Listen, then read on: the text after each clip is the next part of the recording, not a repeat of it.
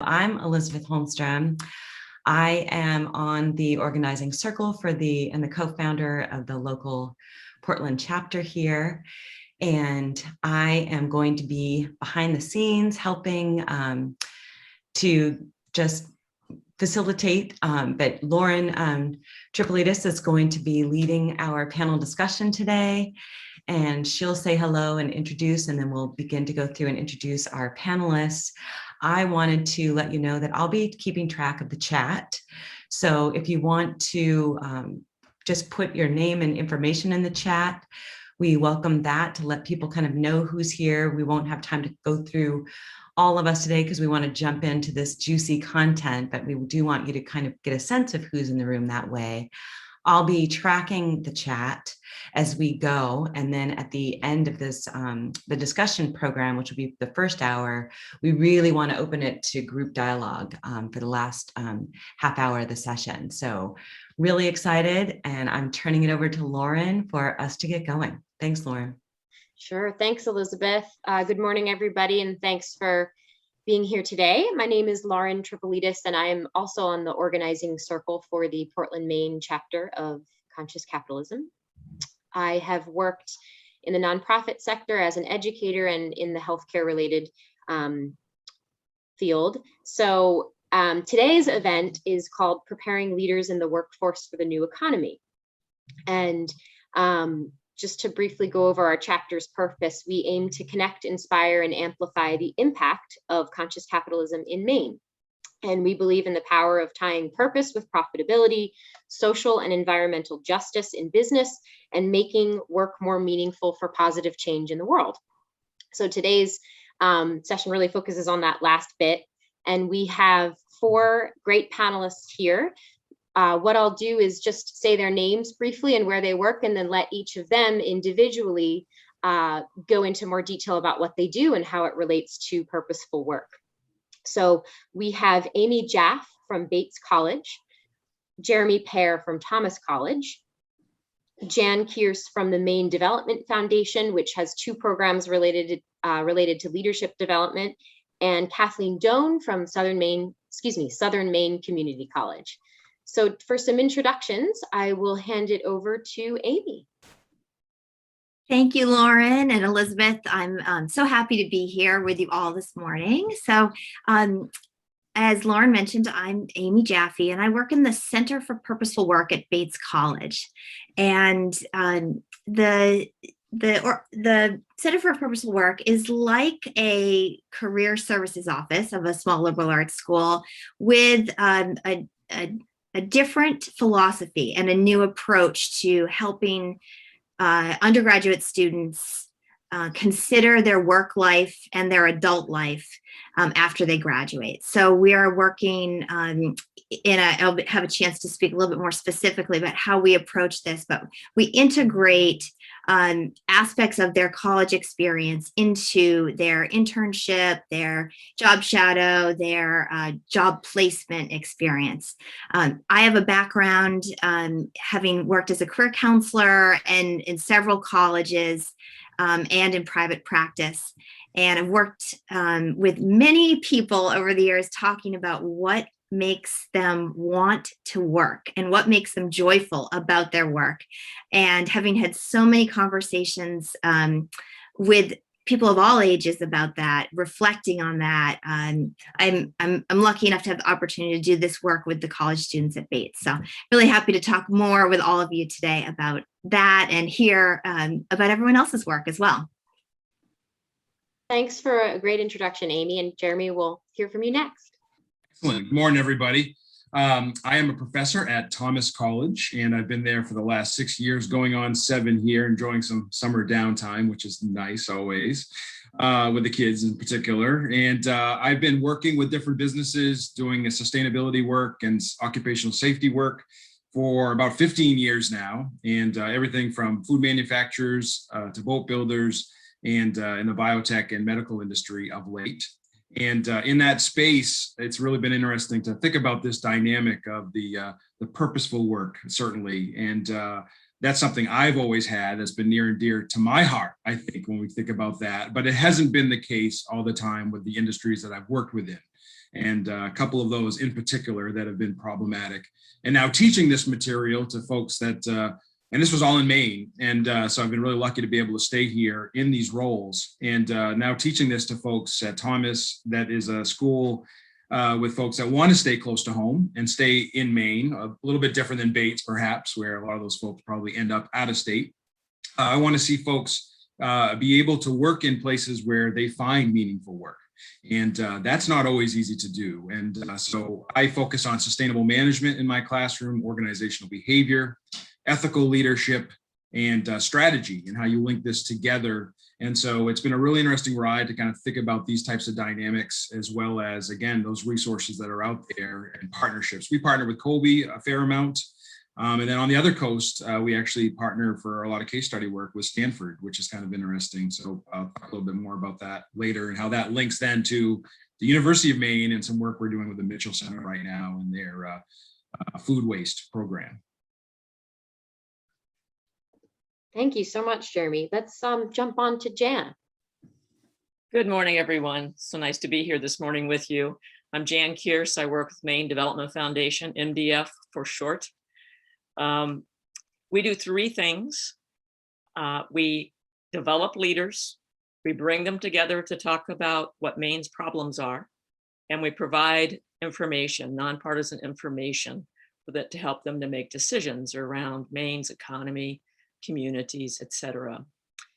And when I think about that work, and I think about what drove me down this path of purpose-related work, it really is that sense of wholeness. I mean, we have to work for a living. We have to bring a paycheck in, right? So how do we find what it is that speaks to us, that fills our heart, that fills our mind with something that we think is of benefit to the world or to our community? And there's many, many ways to do that. Folks have to find it for themselves. And I think part of our role as an organization, as particularly around the leadership programs, is to help people discover what that is. Yes, there's some tools. Yes, there's some ways to go about the work, but how do you find it? And we can talk more in a few minutes about how we help people to find that purpose for themselves. Great. And lastly, we'll jump over to Kathleen. Great. Thank you very much. I'm happy to be here this morning. So I'm sort of new to this purposeful work, the idea that it's formalized, but I think I've been practicing it for a long time. So I'm Kathleen Doan. I work at Southern Maine Community College, and I've been at the college for 27 years. It's sort of a gulp when I say that. And I oversee some areas. I'm the Associate Dean of Student Success. So I oversee our advising area, our testing center, veteran services, international students. We have a TRIO program, or we have 2 TRIO programs. So I oversee all those. And our work, or my work, I think is sort of twofold in terms of finding purpose. And first and foremost, in my role as a leader at the college, I oversee 20 staff. And it's really important for me that they feel like they have purpose in their work. One of my staff, Stacy Kardash, went through the Leadership Maine program, which is awesome. And you know, we have a job to do and we have tasks that we need to get done, but for me, it's really important for them to feel like they're working in a way that they have meaning for themselves, finding meaning. And then in that, they're going to share that with our students. So it's really important for them as well to help students link what they value and what they enjoy with a profession, so that they're not just going into a program so that they can earn a paycheck for 30, 40, 50 years, but they're finding something that they can enjoy and build on. Thanks. Great, thanks everybody. And I just want to mention, we did have a 5th panelist, Joe Laranjiro, with the, he's an adjunct professor at Rutgers and also the Conscious Business Institute. Unfortunately was not able to make it due to a family health emergency, but just want to thank him for his work as well in preparing for this. So we'll move on to the second question, getting into a little bit more of how you see a need for what you offer, and maybe into more detail about your purpose and how it matters in the world today, and maybe also specifically in Maine. So why don't we kind of reverse order here, Kathleen, and start with you, if that would be okay. Hear more about that. Put me on the spot here, Lauren. So We can jump around. I was just no, gonna it's try all to- good. It's all good. So, gosh, why do I see a need for it in Maine? I mean, just personally, when you think about working and going to work, you want to go to a place where you are happy to see the people, where you feel like you're making a difference. I can't imagine that there are many people who don't feel that way, and how much of a struggle it would be to get up in the morning and do the work if you weren't feeling like you were making a difference, or you weren't feeling like you were joining people who supported you.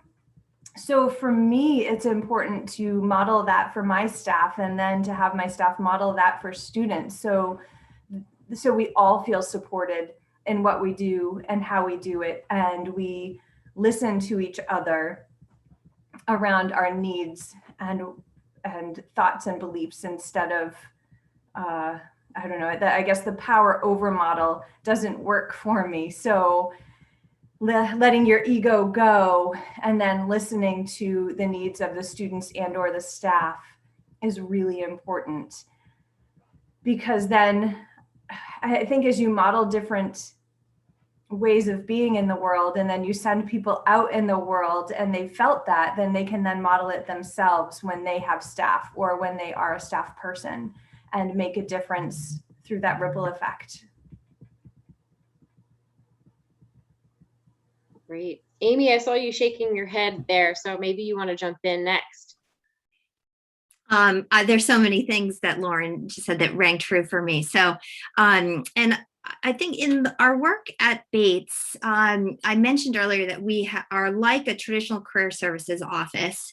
And when we as an office, and even the president of our college, President Spencer, was looking at what the liberal arts college experience meant for students, she had this vision that students might be learning academic and very intellectual, conceptual things in their classroom, but that's not necessarily the only thing that is preparing students for life after college. And what she wanted us to do is help students see that in so many of their experiences outside of the classroom, but during the college years, they're gaining skills, they're learning about themselves, and they're establishing a sense of self, their belief system, a sense of their values. And that's what we're doing in the Center for Purposeful Work, is helping students notice all of those things, and understand what motivates them, what inspires them, and through their volunteer work, their on-campus leadership experiences, through even outdoor experiences, and just enjoying living in the state of Maine. So the idea that the Career Services Office used to be about helping a student get a job in some urban, city outside of Bates, outside of Maine, is sort of the older model. And what we're finding now is that students are embracing a more holistic sense of themselves through this support that we're offering, and they're exploring new options. So, for example, our office offers a job shadow program where students can spend one day with someone at their place of work. We have probably a third of our job shadow program is with people located in Maine. So they spend time with people working in Maine. If they're from outside of Maine, they may have no idea what the Maine economy holds for job potential, or even what life is like here.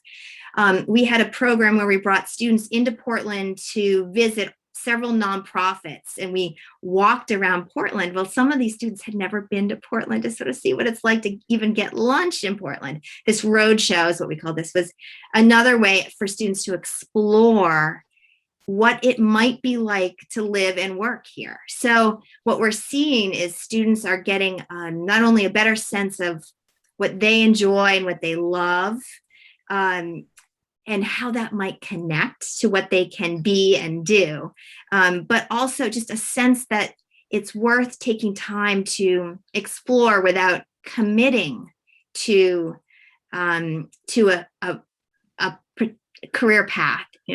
And this gets to the purpose piece, why this gives me purpose and this work is meaningful to me, and why I think it's important to to the students I work with. It's, as a young adult, I felt like I had to sort of climb a ladder and sort of land in a certain place that really wasn't connected to my own value system. It was just sort of an expectation that I felt, a pressure from outside that I felt. And I kind of ended up in that quarter life crisis mode where I just I was working, but I didn't feel like myself.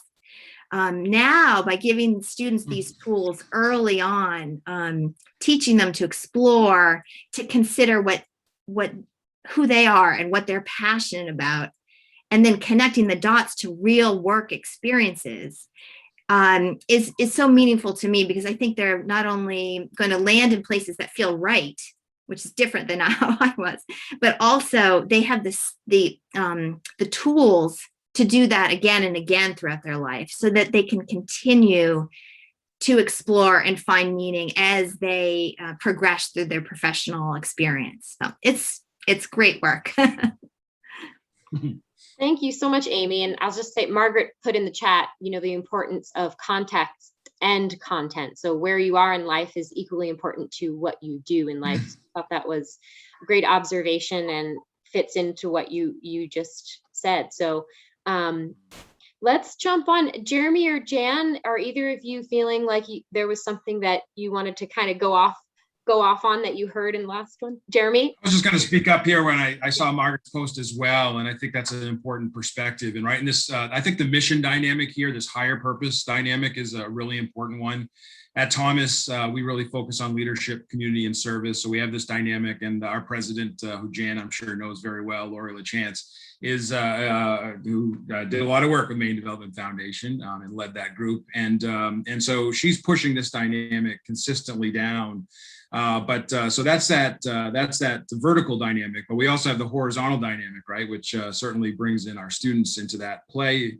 And yeah, the context is an important dynamic. I work with a lot of entrepreneurial students at school through our Harold Alfon Business Innovation Institute, and we just had one this past semester who was just highlighted on Channel 6 on the one of their episodes, and LG was his name, and he has this product called Love Exists. I'll give him a plug here this morning, and his context is a great one because he didn't grow up with a typical family structure, and so because of that, he struggled with a lot of these dynamics. He didn't know where he was going to sleep at night at times, and yet found strength in this purpose dynamic. And he's a very kind of understated individual, certainly, but at the same time, didn't really know how to make these things work. So at Thomas, we're focusing on trying to make these things work, certainly from a career perspective, as Amy and Kathleen are doing, but also within the classroom itself, and trying to figure out how do you gain that passion, gain the skills so that you can take that work. And in his case, he's run back to Orlando. I can't blame him some days, but especially in the middle of winter. But these are those kind of experiences for the students that give me passion now. I will say that on the other end of this, you think about these four dynamics in conscious capitalism, right? The higher purpose, the leadership, the stakeholders, and the cultural dynamic. I've worked in a lot of places right here in Maine that haven't had any of those four dynamics exhibited, and they are tough to get out of bed in the morning. And so I want our students to want to get out of bed in the morning, number one, and with COVID and everything else, this hasn't made this easier, to say the least. Internships have been tougher to get their hands on, certainly in this space, but the ones where we've been able to make it work have been very innovative, and I think they have been in this purposeful space. And I hope we can leverage that as we go forward, because there's opportunities here that we haven't seen in the past. And I'm sure Maine Development Foundation in particular, to make that segue, is working in this space as well. And so yeah, there's a lot of opportunity here, and our students are dying to have it, literally. Thanks for the segue, Jeremy. And yes, we know Lori LaChance well, and miss her to some degree. So I'm going to talk a little bit to staff and a little bit to student, because you all have talked a little bit to both. And when I think about MDF and the work that we do, sometimes it's like touching the elephant to figure out exactly what that is. However, we get to work on Maine's most serious problems. And when our staff come to work, they're working on things like, how do we help forest community towns recover from mill closures? How do we help downtowns thrive, particularly as we think about everything that's happened with COVID over the last year? How do we bring the right training in, the right resources in, the right funding? How do we do all of those things with the purpose behind that being, how do we make a stronger Maine? How do we help the businesses in Maine? How do we help the communities, and not just the businesses downtown, but the community members who are also scratching their heads and saying, I live in a town where we just laid off everybody that worked at that mill. What do we do to build community again? And so for staff, those kinds of opportunities to solve those major issues, and not by themselves, right? We're conveners, we're facilitators, but to bring the right people together to work on those kinds of issues is extremely fulfilling. Hard because there's lots of different perspectives out there, but fulfilling. And in our leadership programs, one of the things that we tout is the ability to network. So Leadership Maine and ICL are both statewide programs now. One of them focuses more on an outward journey and learning about Maine, and the other is more of an inner journey. And in both programs, people learn about their leadership and have opportunities to reflect on leaders that they hear from and that they learn from, and that they see what they're doing, what work they're doing in the world. But what's important about both of these programs is, one, it connects people to each other. So they learn across sector, they learn what's important. There are so many people in organizations who think, oh, those big businesses are this way, or oh, those nonprofits are this way, and government's that way. But these cross-sector programs help people to understand each other, as well as to think about how it all fits together. And that's a big piece of what we do, is help people to fit together the pieces of Maine's economy, communities, and then think more about what their role is as a leader from where they are, not just having to move someplace else, but if they need to, or if they have a stronger purpose underlying their work, which is often the case, how do they bring that into the organization? Right now, for example, we're working on DEI in an economic, typically conservative organization. How do we bring DEI into how we reshape the economy in Maine and ensure that there is equity? So for our members in our programs, again, it's about that. There's an inward journey piece, so getting in touch with who they are. We spend a lot of time with people telling their own story. And sometimes that helps people to connect with, here's where I am in my life. How do I feel about my personal space, my workspace? Is there something next here? Is there something next somewhere else? We don't like to say that too loud, because sometimes people do come and go from their employers, not too often. But it's a journey, and our role, our purpose on those journeys with these individuals is help them to dive in, reflect, and think about what that means for their next step in life. Thank you so much, Jan. Let me just jump in. The next question for all of you is sort of a three-part question, asking kind of what worked for you in what you're doing, and what are some problems you're facing that you might be comfortable sharing. And also, some of you already mentioned this, but what kind of organizations have you partnered with or would like to partner with in pursuing those goals? So Jeremy, go ahead. Sure. Don't know if I should raise my hand. I'm not used to that. Usually it's the other way around. But it feels good sometimes, right? Anyway, but the context here, I think, is a really important dynamic, right? Maybe Margaret was onto something here in this case, because telling the story, I think, is such an important piece, and we forget about it. My students tend to forget about it all the time. It's like they had something that they brought to them to the classroom, and then they get there and they think it's a blank slate. And to some extent it is, but at the same time, there's this, there's this history there, and we forget the historical part of this and the importance of that. And I think there's a lot of dynamics in that. And I teach about different organizations like Ben & Jerry's and Tom's of Maine, and these places that have been absorbed by these bigger, conglomerates. And in that space, right, it's they've tried to keep what they are at heart. And it's a very interesting dynamic for them, because they just feel like if you go to work for those folks, you're going to work for Unilever, or you're going to work for Procter and Gamble. And yes, you certainly are. But at the same time, when you walk in those doors, it's a very different dynamic there versus, I won't mention names on the other end of it, but there's other places where you walk in and that story isn't as defined, or it's determined by other elements that make it a struggle, and it makes it hard to have this capitalistic, conscientious capitalistic perspective. And and I think, unfortunately, the majority of the organizations I've worked with in Maine have struggled in this space. So if we have to kind of come back to that negative side of this, I think I will, because this is something we teach in organizational behavior, and I love to come back to, and it's called the rule of 1/8.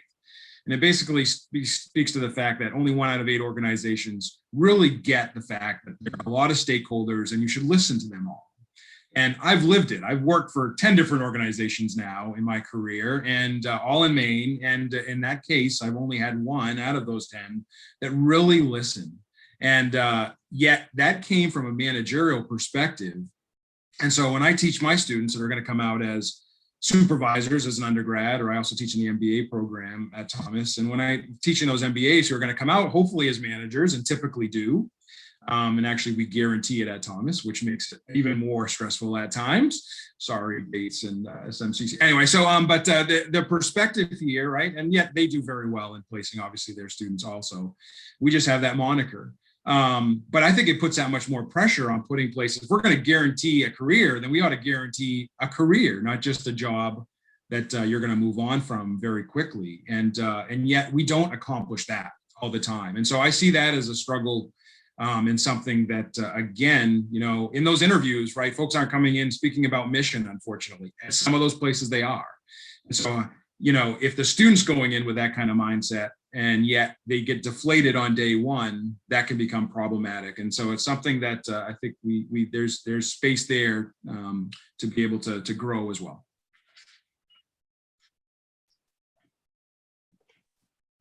Great, yeah. Does anybody else want to jump in with sort of challenges you're facing and how you've tried to kind of figure that out? Amy. Sure. Well, I'll mention a few things that address what are the challenges and what has worked. A great challenge is really equity in terms of making sure that our office is supporting all students. And we know that, for example, first generation of college students don't necessarily know about tapping into resources like the career office. And very often, unless we're introduced to those students through some sort of early programming in their early years, they may not check in with us until the spring of their senior year when they're thinking about getting a job. And so finding ways to be accessible to all students, to sort of become meaningful and sensitively approach the conversation with students early who may not developmentally be really ready to even be thinking about work life has been important for us to think about. And so to be accessible in unusual ways is the challenge.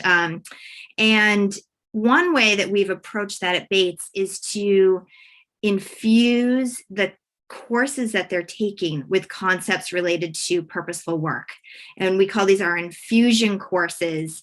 These are all professors who have agreed to integrate a work concept into their classroom.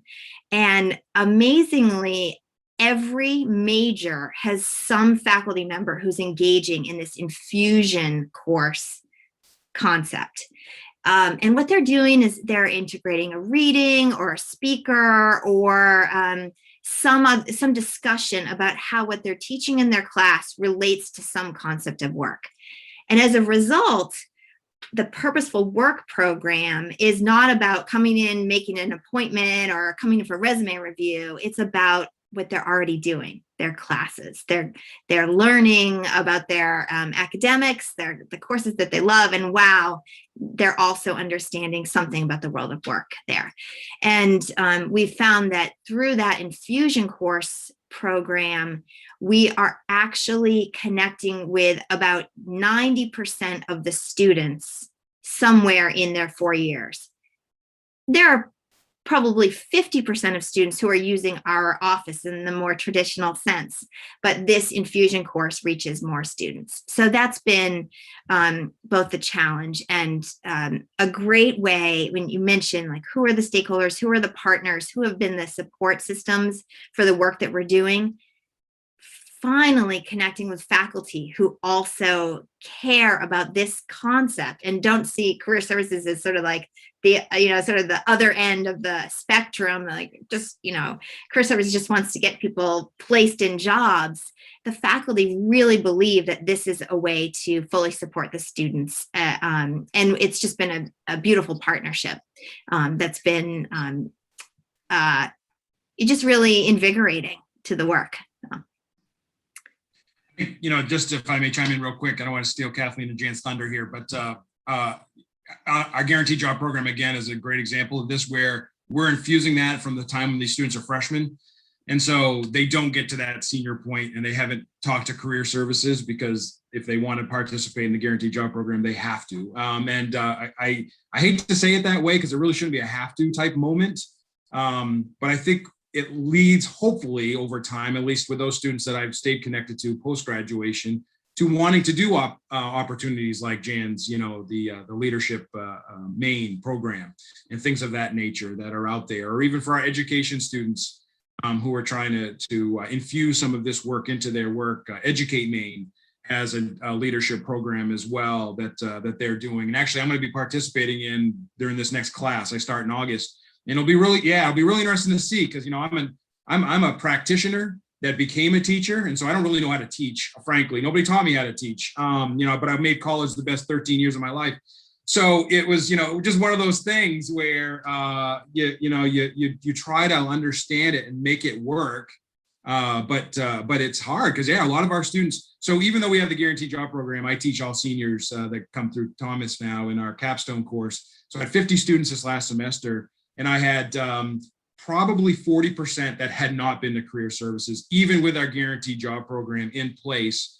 And so it was my job, and in this particular case, I felt to make sure that they did that. And so I required it as an assignment. It shouldn't have to be that way, though, right? I mean, these are the types of things where if you really want to do purposeful work, you need to plan for a while.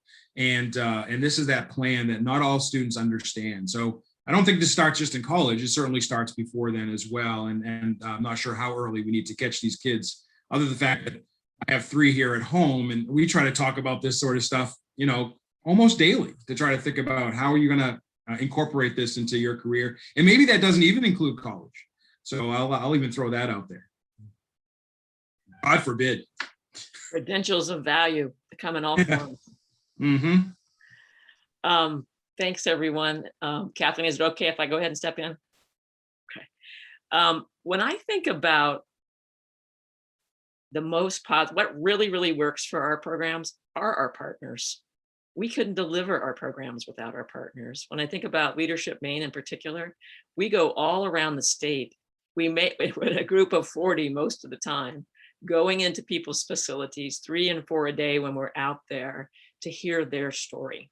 So those stories of people who are actually practicing in the field, whether it's in a manufacturing organization or a nonprofit, are essential for people to really grasp how are leaders using what they're learning and how does it fill their lives with purpose. We don't just visit, while we focus on economic development, we don't just visit factories. We go to Tree Street Youth in Lewiston. We go to the Good Shepherd Food Bank. We go downtown and talk to communities and see how they're thriving with volunteers as communities. So those people are so critical to our programs. And we go to the JAXs and we go to the legislature and have a mock legislature in Leadership Maine. And in ICL, We go out to places where people who've been through the program in particular can tell how they've used their skills at Preble Street for feeding the homeless, or at Brunswick Landing for creating a dynamic now economic center in Brunswick. So partners are critical to our programs, and they are amazing storytellers as well. And they speak not only to what they're doing, but the how of doing it and their leadership. When I think about what doesn't work, one of the comments that we often get, for example, after ICL is, I've learned all these really good things, and I'm going back to my organization. How do I change a culture perhaps that's not been doing this? I mean, there are some organizations that have been sending people for long enough where they've kind of adopted the ways and means, but there are other places that don't. And they're feeling lonely trying to bring new ideas into their organization. And that's a piece that I think that's in our future in terms of we think about how we do that work. With ICL, a lot of times, that was an organization in the past, we would actually do some consulting internally to help people. So that's the biggest piece. And the other big piece, frankly, COVID has been the Zoom nightmare for me. It worked. It's okay, but I'm glad that it's over, and we'll be back to in-person in the fall. And then the other piece is there are a lot of leadership programs in the state. There are over 30. And that, you think that's good. It is good, but how do people choose? How do they choose what's right for them to meet their goals? So that's it. Thank you. Yeah, thanks for some great examples, Jan, and others that have spoken already. Kathleen, did you want to jump in? Sure. I'll just jump in from maybe a little bit different perspective. And for us, the partners that we have that make all of this work are some of the other folks in all of the other offices on campus. So one group of people cannot support a student alone, particularly I call our staff small but mighty, because we're small in numbers, but the work that folks do is phenomenal. And once a student has made connections with others on campus, whether it's in the billing office or the financial aid office, or joined our TRIO program, or even knows someone at the front desk in the advising office, they're so much more likely to stay with us, because we find, and I'm sure they're at Bates and they're at Thomas as well, but so many of our students are coming to us really bright, but they don't even know they're really bright, and have so much potential and want to contribute positively to the world, but don't even necessarily feel like they can, like they don't even belong at SMCC. So helping them see their value and see their worth and see what they have to contribute is one of the struggles that we have. But it's one of the biggest things that once a student, that light goes on, or they stay, or they get good grades, it's amazing what happens. And I'll give you an example. During the pandemic, one of my advisors called me one day, and she was about in tears because she had a student email her to tell her how well she was doing, and she couldn't believe that she was actually doing really well. And so you usually get the opposite, like, I'm doing awful, where do I go? How do I get support? And this student was so struck and so surprised by her own abilities that she reached out just to say, like, thank you for believing in me, and wow, like, I can do this. So those are the moments that make it worth it, for sure. But it takes everyone, and not everyone has the same maybe philosophy around working. So not everyone at a college or everyone in an organization would be, but you know the people who are. And so those are the folks that you say, I'm going to walk you down to Wendy, and you're not going to walk them down to someone else possibly, but you find the people who you know will support the students, and then you make sure that they have those connections in their wheelhouse. And that's a great point. If I could just follow up on that one as well, just from the standpoint of Thomas as well, mostly predominant 80% first generation students. that don't come from any means per se. So they're just struggling to pay the bills and buy, right? It's one thing to get in the door, but it's the next thing to actually buy books. And so, we're really looking at Thomas to try to work with OEM materials that are online, open educational resources at this point to try to take that out, because I have students that'll get halfway through the class, and it's partly my fault as well, but they'll figure out that they don't have the book. And so, how have they been participating in this class? And they've been begging, borrowing, and stealing literally to try to make it work. And they're usually really good at it. And I will put a plug out for the TRIO program. That's helped me teach better as well in this space. That's been really a great program for us. But there was a comment in the post a little while ago, I can't recall who it was, but that spoke to the fact that, is kind of the chicken before the egg kind of concept in terms of purpose, right? And do you find your purpose before you come in? And I think this is a very important perspective in this particular space, and especially as we go forward, because the other thing is that we have, I'm not sure what the numbers are at Bates, Amy, but at Kathleen, I think the last time I looked at our numbers, right, almost 50% of our students aren't graduating. They're coming in and they're not making it across the stage, and they're spending a lot of money just to be able to say they went to college for a semester or two. And that's a problem, right? And so this is one of the things I've been thinking about more is how do we, and I don't deal with freshmen very often. I'm more on the upper end in the master's program, so I don't have as much influence here. But as a stakeholder in this process, because I'd love to see 100 students graduate versus 50 from our school, how do we grab onto that purpose statement, right? And I mentioned this a little bit earlier, but right, we teach our kids to be excited about whatever work they want to do when they're in third grade. But by the time they get to college, we've rubbed that out of their head and said, you got to be a therapist or a business major or whatever. And it's like, God, what are we doing here? And I try to introduce this to my seniors and my MBA students that let's break it down a little bit, guys, and really think about what do you want to do? Because it's going to be a lot easier to be a leader, right? And go to Jan's class if you're there because you love what you're doing, right? Or, it's going to be a lot easier to be able to wake up in the morning. I mentioned that earlier, and go to work and be excited and get in the car in the evening and be like, that was a great day, and it meant something to me. But this isn't typical, right? And so how do we get to that point? And so there's a lot of steps in between. And what are the right programs to get us to that particular place? And thank goodness for, Amy and Kathleen's programs, because this is what I think keeps a lot of students there, when you can go do a strengths finder and find out, what is it that I'm good at? But then the next question is, how do I go apply that in the classroom? Or how do I go into a leadership experience? Because again, in order to participate in our Thomas Guarantee program, you have to do a leadership experience. I'd love to see us partner maybe with Maine Development Foundation a little bit more to say, how can I get some students with them, perhaps, or if there's another program going on at SMCC that it makes sense, then let's make that happen. Come on. Let's do it. Absolutely. But I will say, and so this is where we do have some gaps, right? Because, I'm considered an educator now, so I could do the Leadership Educate Maine program, and they had no problem supporting me in that endeavor. But when I asked to do the Maine Development Foundation leadership program a few years ago, I was told that I was not on a path to leadership at our school, and so I was told I shouldn't do it.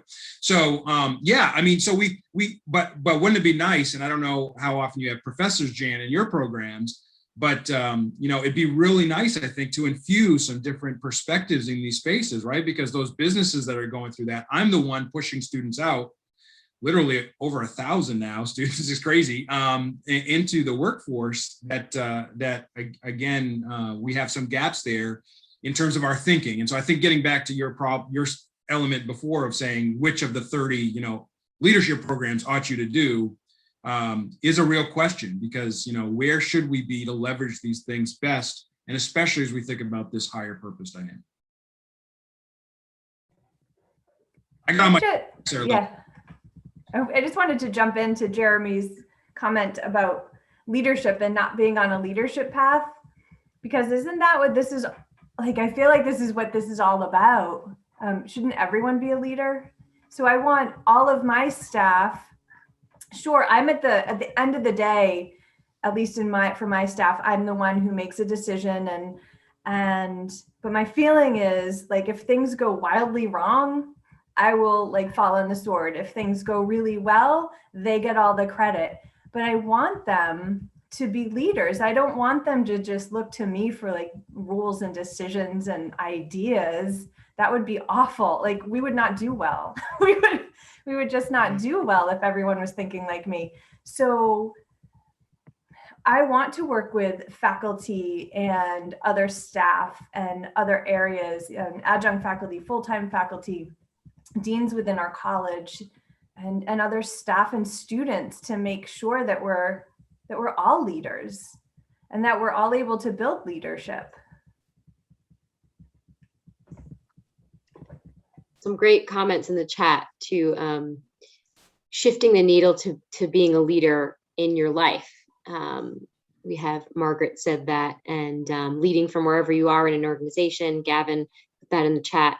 So, and I see Jan's comment there too. So we're going to move, in the interest of time, to the last question in our discussion so that we have some time for an open dialogue with the participants today. So the last question is really about people on this call that want to support this, and what should we be doing more to do that? And specifically as businesses, how can we better partner with the educational community with what all of you are doing? I don't know if anybody wants to jump in to that. Well, I can, Lauren. I will say that a piece of our program at Bates involves a summer internship program. And it's a supported internship program in that we have some funds that pay the students for their summer work experience. We also partner with employers who pay their students. It's also supported because we have a reflection process where students are actually writing, they're responding to prompts on a weekly basis about what they're learning, what their experiences with the culture, what skills are they gaining, what type of mentoring are they receiving or not? Well, what have they heard from their supervisors in terms of feedback?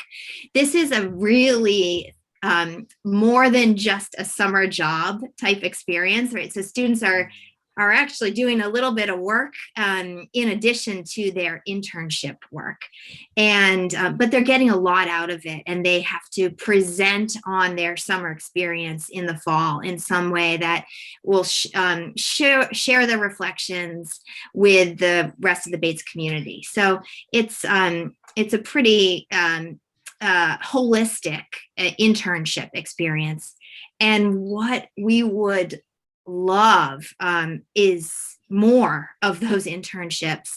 And whether it be through that program, we have about 130 students doing that program this summer, but whether it be through that program or just in general, if organizations can offer paid summer experiences, it addresses the equity challenge. Also, there are so many students who cannot do unpaid internships, and we know those internships are so valuable to their growth, all of their, whether or not they continue in that industry or not, they learned so much about themselves in that summer internship experience.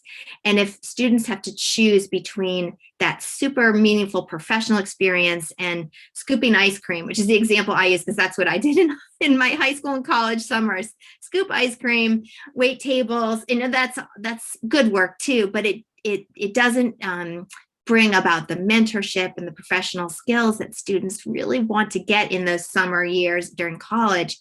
If students have to make that choice, unfortunately, they're not going to get that internship experience. So looking at any internship program and thinking, how can our organization pay these interns is really such an important thing for organizations to do.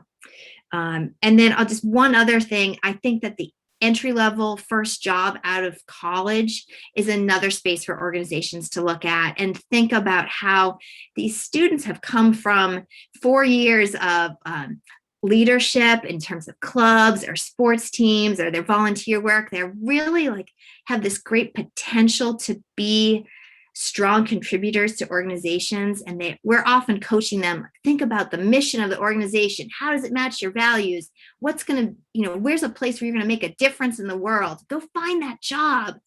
And then they end up at an entry-level job that's kind of like just that 1 to 2 year. The employer is sort of expecting them to leave after a little bit, and it's not really that meaty of an experience. So thinking about those entry-level hires and how to make that an experience where the new employee fresh out of college is really getting a chance to connect with the purpose of the organization, and really onboarding new hires in a way that engages all of that the students have experienced during their college years. You're getting some really amazing people to work for your organization, but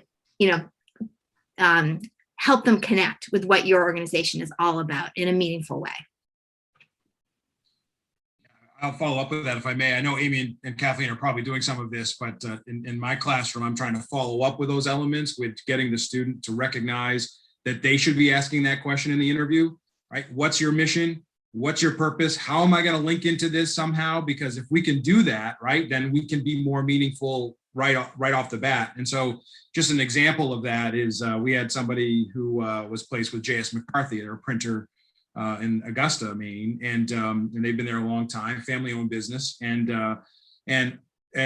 after about 8 weeks of an internship in that space, where they were given a lot of authority and meaningful work, getting to Elizabeth's perspective here as well, right, and mindfulness in that space, I think that's a really important perspective. He spoke with the owner of, not just his boss at the job, but also the owner of the company pretty consistently to be able to speak to, where's my place at J.S. McCarthy? I don't have any printing background. I don't have any management background. I've only gone to school. I've never done another internship. So they had no clue really what they were doing there, other than the fact that they were asked to create a new preventative maintenance program in this space, right? It doesn't sound all that exciting and not a lot of higher purpose per se. But what we came to think about between that work and the classroom where I had him, and I challenged him in this space every week when I saw him, was to think about, okay, how do you take that PM program you created and expand it so that it's not just on the one line that's being done, but now on the 3 or 4 lines that are in that particular facility.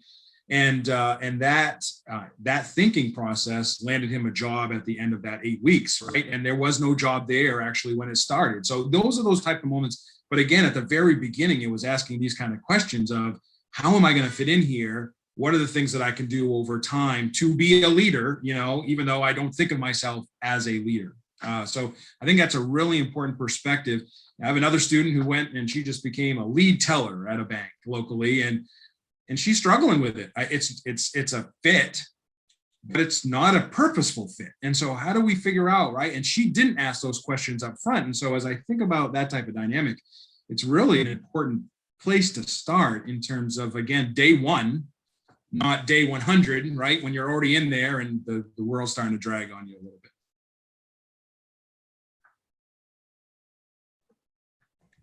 Some great things in the chat for anybody that wants to see a couple links to some interesting things there.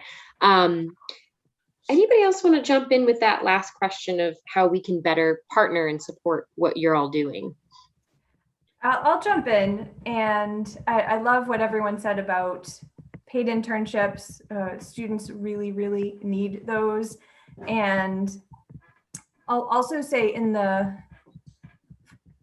as you're doing that, finding purposeful work. So oftentimes, for example, let's just say our work study students on campus, they're seen as a means to an end, a way to expand that small but mighty group. And we try to not just have them filing, make sure they know their alphabet, but we try to challenge them a little bit, and in terms of helping out with our new student orientations, or 1 or 2 have gotten to the point where they actually presented at an orientation. They were the lead presenter. So finding ways to see skills or to see value that those young adults bring, sometimes even adults bring, that they might not see in themselves, and then cultivate it and then support them to do it in a safe space. So as you're bringing people on, and hopefully paying them, really challenging them to go outside their comfort zone in ways that you see they could thrive. And I put in the chat just a link to a podcast that Brene Brown did with Eric Mosley, and he wrote a book on making work human, and it was really wonderful to listen to. It was all about, we spend so much time with all these people at work, and we were taught for so long not to share our stories, and particularly probably in bigger business, not to share our stories and not to become friendly with people, but you're with them 45 hours a week. So it's about knowing each other. So it's about knowing the people we're bringing on. It's about knowing each other, seeing our strengths, and sometimes removing the ego to let other people rise in front of you and share what they can do. So I'd recommend anyone to listen to that podcast and to share it with others too, who you may think need to hear this. So sometimes the people who come to these meetings are the ones who are already doing the work, hearing more and learning more from folks who are doing the work. But then there are folks who might need a little different perspective, and encouraging them to listen to podcasts or join meetings for me is important as well. Just going to very quickly say, I know you want to move to more conversation, is that the more a company has an attitude around being part of a community, helping to solve community problems, the more likely it is their employees are going to be volunteers because they're allowing time for that. The more likely it is they're going to engage them in programs like ours on this screen, and get those employees involved as well. So really connecting to community. And quite frankly, as I think as those companies know, it reduces turnover, increases longevity. So I think those are all important things to consider. And there are companies out there who have amazing internal programs, leadership programs. And I have always loved visiting faculty. So I'll just put that out there. Love to have you. Absolutely. Yeah. And it's interesting. I mentioned that rule of 1/8 before, and that's the one firm out of those, again, for me, it was 1 out of 10. So the percentage was off a little bit, but in any event, close enough. But that one firm had these kind of programs where they paid you for time off during the course. I went and worked with Hope Elephants when it was, this was down in the Rockland region, and got to clean elephants. It was just, we built some stairs for a kids facility. These are the types of things that, again, they were paid for work, right? And they let you see that you were part of something bigger. And it took me a dozen years to get to the point where I work for that place, right? And that was kind of the bummer in a lot of ways, was that those other places could have done that and maybe would have endeared people to some of these perspectives. And unfortunately, that was not the case in a lot of those places. So yeah, there's some opportunity here to be able to infuse that in, short of having a formal leadership program, if that's where folks are. Great, thank you so much this has been such a great discussion so far. And we want to give an opportunity for those on the call to kind of open it up to a dialogue session with the panelists. So if you have a burning question, feel free to just unmute your mic, or you can raise your hand, your virtual hand. We should be able to see. One thing I just want to say, Lauren, before we jump into that, go up to the right-hand corner of your screen and hit gallery view. What happens when I spotlight it is automatically turns it on to speaker view. And so we can see each other if everybody hits gallery view. Go ahead, Lauren. Sorry about that. Oh, that was great. We can jump in. I see Catherine has her hand up, so let's go ahead and unmute yourself. Hi, I wanted to give a plug to Jeremy and Thomas and all of you. Actually, I know quite a few of you. We've used Thomas interns for many years and gotten a grant, and actually one of our recent ones just joined another family business with Dave's Jeweler. So I sent you a private one if we're looking for another intern. So if you have one, we would love that. Or Amy, I went to Bates. I always say that Bates taught me how to read, write, and think, but I think it was a little bit of an ivory tower and didn't really connect me 30 plus years ago into the work world. And I graduated high up in my class and I was asked, how fast can I type? So I had to, go through a number of, I had to go on my own process of discovery to figure out what I was going to do, and created a lot of my own jobs. And now what I do, I'm the executive director of the Institute for Family-Owned Business. I have very purpose-driven work where I help family businesses. But that journey was very different from what most people did at Bates, you know. And I went to they had the Jordan Marsh department. My father was in the Foreign Service, so I grew up living all over the world. And I was always undecided. And they were like, well, why do you want to work here? Because it was very corporate. And I'm like, ooh, I don't know why I'd want to work here. So if you have a program to help kids find their passion or find their things, I mean, I worked for a treasure hunter. I did a coffee table book. I worked in the travel business. I did all kinds of things. It's a very, very different path than most, I think, kids who went to Bates. But I love what I do. And the education that I got there taught me how to be who I am today. So. Yeah, right. And Catherine, I appreciate you mentioned that, because I feel that that's the work that a lot of colleges need to look at, that idea that it is the ivory tower, especially in the liberal arts. It's, you know, how do the academics connect to the real life experiences?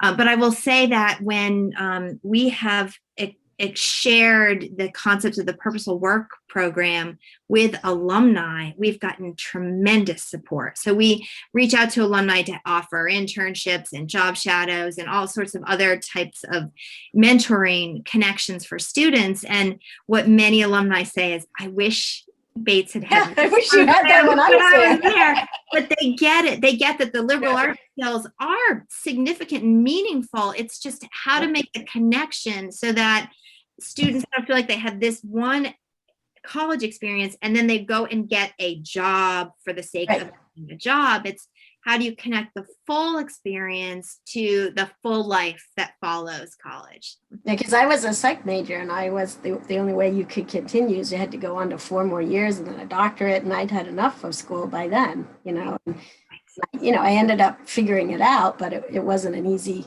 process. So if you need help or someone to chat, I'm happy to help. Great, thank you. Mark. Thank you for that, Catherine. I'll definitely follow up with you. Thank you for that note. And the other thing is, I know it fits well on the sign, right? But the guaranteed job program, I'd rather be a guaranteed career program. That's really, to me, and this is one of my sayings my students always say. I say where the rubber meets the road a lot, and but it really is, right? Where we don't want to just put you in a job. We really want to put you in a career. And I think Thomas is starting to focus more on that, but I think we all need to, by the sounds of it. And I would offer up that is, again, another opportunity for us to be thinking about. Margaret, I know you had your hand up. Yeah, thanks. It's so great to join you guys this morning. This came across my Facebook feed in the middle of the night, you know. So it was really good. Made that 2 a.m. wake up, which seems to happen a lot these days, more worthwhile. And I love the conversation, especially because purpose has always been really important to me. And so, you know, that question I pose, like, which comes first, you know, sense of purpose or purposeful work?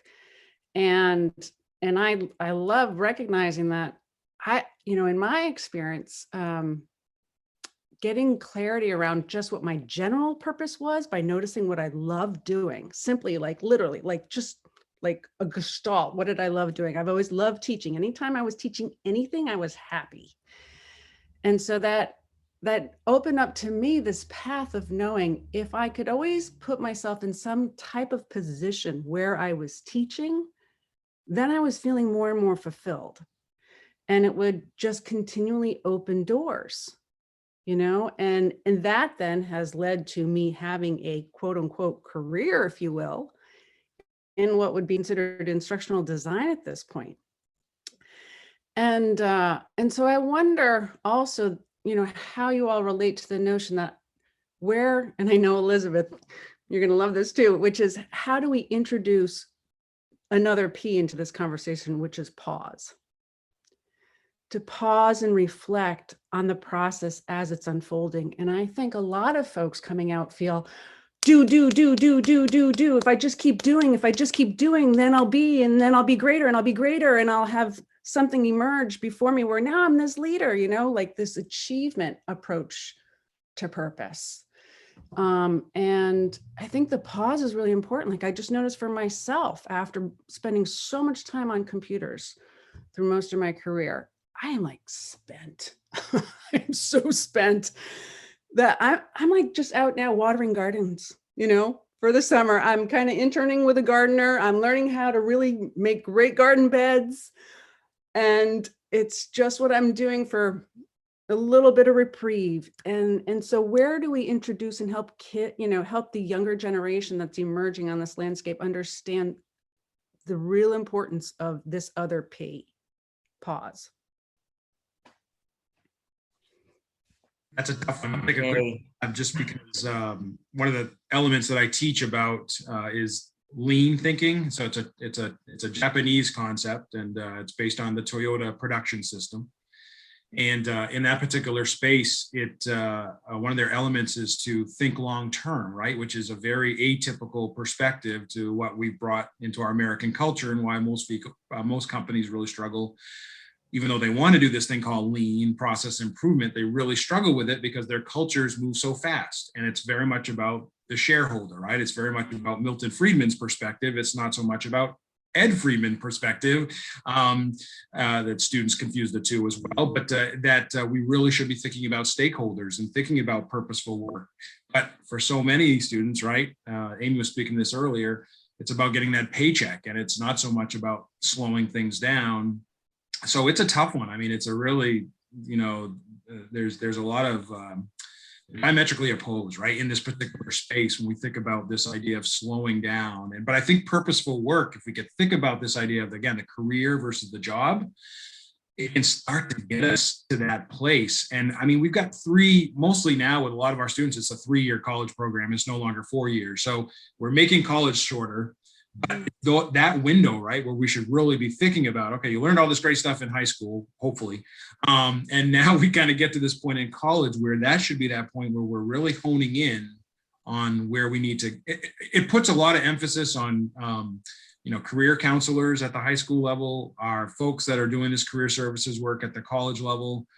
But as Amy mentioned earlier, when we're catching them as a senior, boy, it makes it really tough to get people to slow down, because at that point they're trying to speed up, right, and all of a sudden get the job, and they haven't been able to take that time that was really very much needed and didn't happen for them.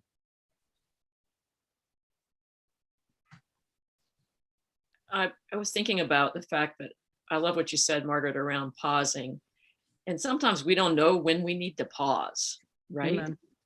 And particularly as youth, or for youth in K-12, as we think about our education and workforce, I mean, most of the kids are in this mainstream system. They're trying to get the grade, they're trying to get through.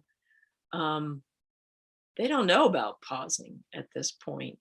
And I know there's a lot of work out there to redesign what K-12 looks like, and it's hard in a system that's structured the way ours is. And then sometimes we get caught up after college, and you know what? We need to make money. We need to pay the rent. And I have to say that there's a lot of purpose-driven careers that don't make much money. And then there's the businesses who I am so glad to see are becoming more conscious, and it feels better to work for them. So that's a good thing. And then there's sometimes when we're forced to pause, right? When we have health issues, we lose a parent, we're in a transition where we think, oh my gosh, I'm not happy anymore. How do I pause and take care of myself while I am pausing? That there's some kind of safety net there, that I don't feel frantic at the same time. So I have to say, the earlier we can pause, the better, but I'd also have to say, repeat, because it's so critical. I know someone who does this like on an every 10-year basis, does some kind of pause and rethinks, all right, so what's important to me? What do I want to do next? Now she can do that. She has the the wherewithal to do that. Not everyone does, but just taking that time, I think, is so important. It certainly made me change my life upside down, even though I cut my pay by half. I'll add on here that part of our program at Bates is based off of the design school at Stanford, the D school concepts that were really a way of informing a technology innovation. But we've tried to introduce a concept about the process, including a prototyping stage. So a stage where you might try out and test out a potential path. And a big part of our emphasis in the exploration programs that are about prototyping is to say, after you try it, stop. Don't rush to integrating that into your life, but stop and figure out what worked, what didn't. It is really valuable to know what you don't want to do.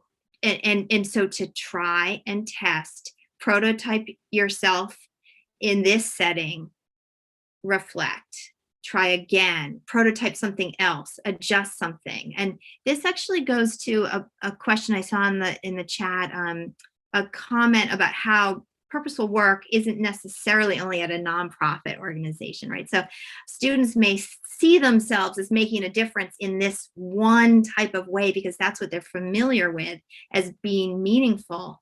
Test it out, prototype it, see if it works. They will return to what they know about themselves, what fills them up and energizes them, what their values are, and say, I'm going to try this in a different industry. I'm going to take teaching, for example, and try it in a corporate setting, or maybe in an outdoor education setting, and test, try. And although the college years are they're so busy, they are so full in their schedule, but we're trying to say, take these years to do this work in a almost an experiment. It's a time to test. And you'll know so much more about yourself as you emerge afterwards.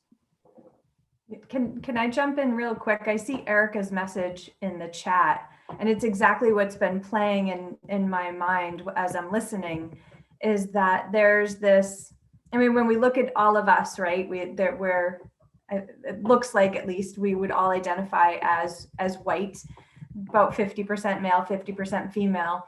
But we have so many in our communities who are either immigrants or refugees, or are doing this menial work when they come to us with doctorate degrees and they're nurses in their country, et cetera, and they can't pause. They come here and they just hit the ground running, and they're working sometimes 2-3 jobs. So how do we support them? DEI programs are so important, but how do we do the work to support them in finding their purpose as well, while supporting them taking care of their family, or whether that be kids or elders? It's hard. They cannot pause and look back. I would say probably, I don't know how many of us can, unless it would be interesting to look at, because like my son can pause. I think many were forced to pause during the pandemic, but my kiddo can pause. He's 20, he can pause, but he's got a home and food on the table and parents who support him. But I'm not sure that the majority has that privilege. I really believe what Margaret said a few minutes ago in the chat is that absolutely there's privilege, and then there's 10 minutes a day. How do you just take a little bit of time to make sure that you're that you're being true to your purpose, or you're on the right track, or whatever it may be. And I think organizations that have privilege, that don't have to worry, as you're describing, have to be proactive in helping people to pause by doing things like supporting LD 149, which allows a pathway to credentials sooner for immigrants by having scholarships for programs like ours and things like that. So how do we do that collectively with enough voice, enough power behind all of our organizations to make changes that benefit folks and give people living wages, no matter what color their skin is?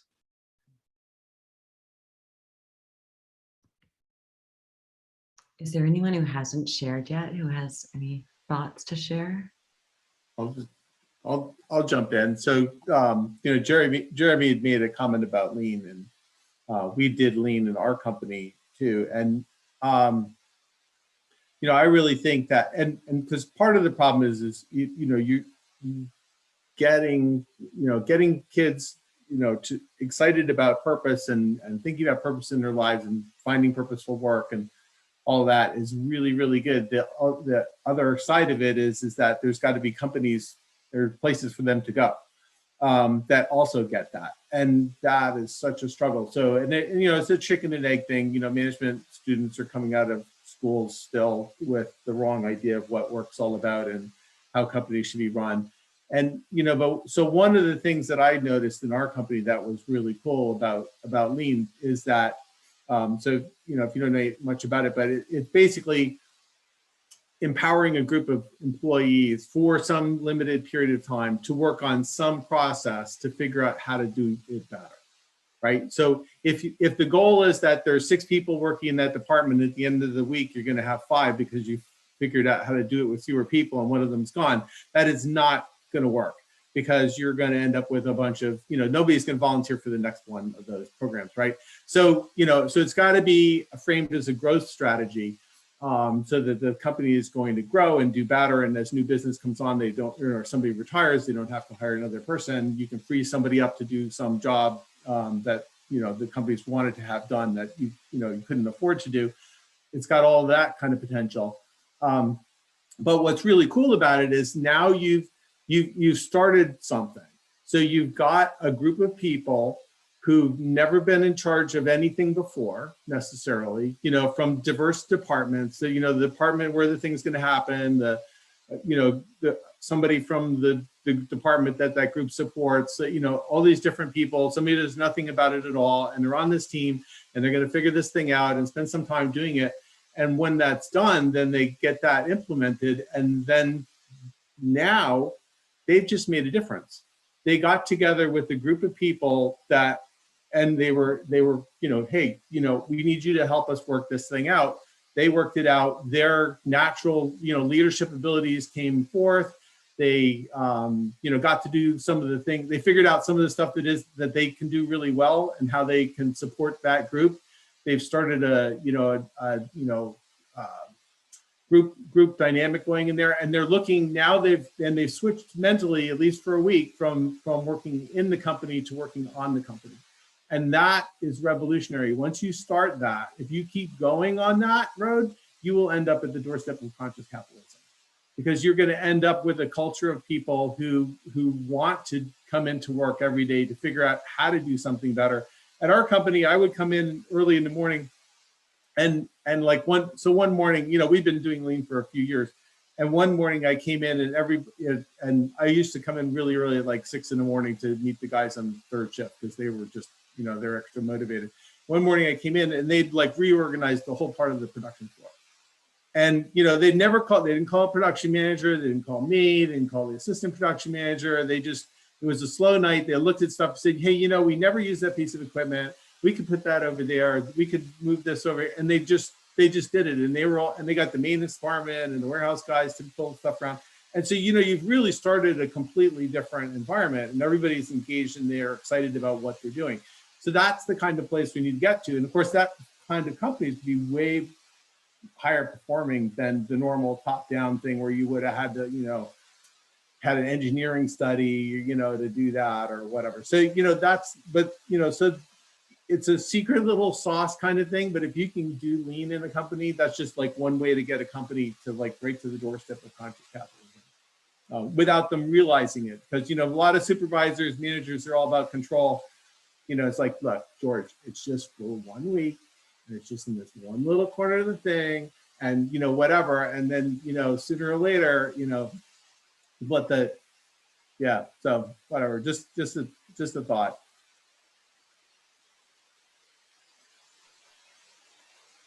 Gavin, I love what you're talking about. I spent a chunk of my career working on quality improvement initiatives, training teams, getting people involved and solving their problems and so on. And it sparks a light and people enjoy their jobs much more. And then it sounds like you've overcome something that happens in these initiatives, which is unfortunate. And that is that it's not just about what happens at the team, it's what happens on that team that you're training. It's about what happens from the owner of the organization all the way throughout, and creating a culture where that learning can perpetuate, right? So it's not just in that 1 week, it carries forward, because I've been in organizations where you bring in new leadership and it's gone. And one of the things I like about this conscious capitalism movement is it's not about the flavor of the week. It's about not doing, but being. And that is, I think, a huge, huge difference, at least in my experience with those kinds of initiatives. Yeah, no, you're right. It's more spirituality instead of dogma. Like you said, it's more being than doing. It lights you up, so that's a good thing. Yeah. Hi, everyone. My name is Jan, and I'm joining you from the Chicago area. So please, when you go back to meeting in person, please record them and send them out, or post them out to the, the homepage or something. So I am new to the term conscious capitalism and to quote the movement, although I've always thought that work and life go hand in hand, and relationships and purpose go hand in hand. I am an organizational change gal. That's who I am. That's what I do. And I'm all about the people. And I think what we're talking about here are fantastic people opportunities for heart changes, for spirituality changes. I think, Gavin, is the way you phrased it. I think it's fantastic. One of the things that brought me here today was an interest in a client that I'm working with for training students for the new workplace. How can we do this? And so kabam, just, Kismet or something brought this to me today, because we've been talking about that a lot. It's a really big interest area for one of my clients. So I'm happy to be here, and I thank everyone for your experience and your interest. And I would just like to encourage everyone, because you're here, you already have the heart for that people are the thing, right? It's not about the bottom line. Yeah, we have to work because we have to buy food, but it's about the people, and everybody who is already on this call is in a leadership position to be able to influence maybe just one person. And that's really all you need to do. And I'm not trying to preach as the outsider or anything like that. I'm just saying the fact that you're already here means that you care, and that and everybody does have influence, because we all have influence by saying hi to your grocery clerk. You've influenced that person's day. So I would like to just encourage everyone to keep me in the loop, please, in Chicago via Zoom or whatever. And I will continue to carry the message forward. And y'all just keep doing what you're doing. It doesn't have to be philanthropy as big business. It was never meant to be big business. We've turned the goodness, the inner goodness of taking care of our fellow humans into a giant business. And we haven't done a great job with it, because we've ruined economies by just dumping money where we needed relationships, right? So I'm with you, I'm for you. Keep going in your corner of the world, because I think you're going to find you have influence beyond one of my favorite states. And I'm not blowing smoke here. I love the state of Maine. So that's all I have. I just want to say thank you very much and encourage everyone to keep going. That was awesome. Thanks, Dan.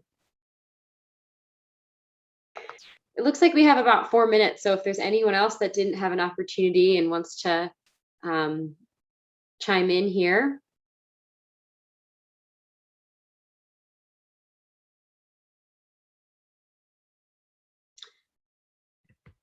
Well, it looks like maybe we'll end the call a little bit early. Elizabeth, anything from you? I too am very grateful for everyone's time and agreeing to be on as part of our panelists and just all of you being here. I feel like this is the beginning of this conversation. I think, you know, we need more bridges between education and training and businesses, and we need to blend those things together because it is a lifelong journey.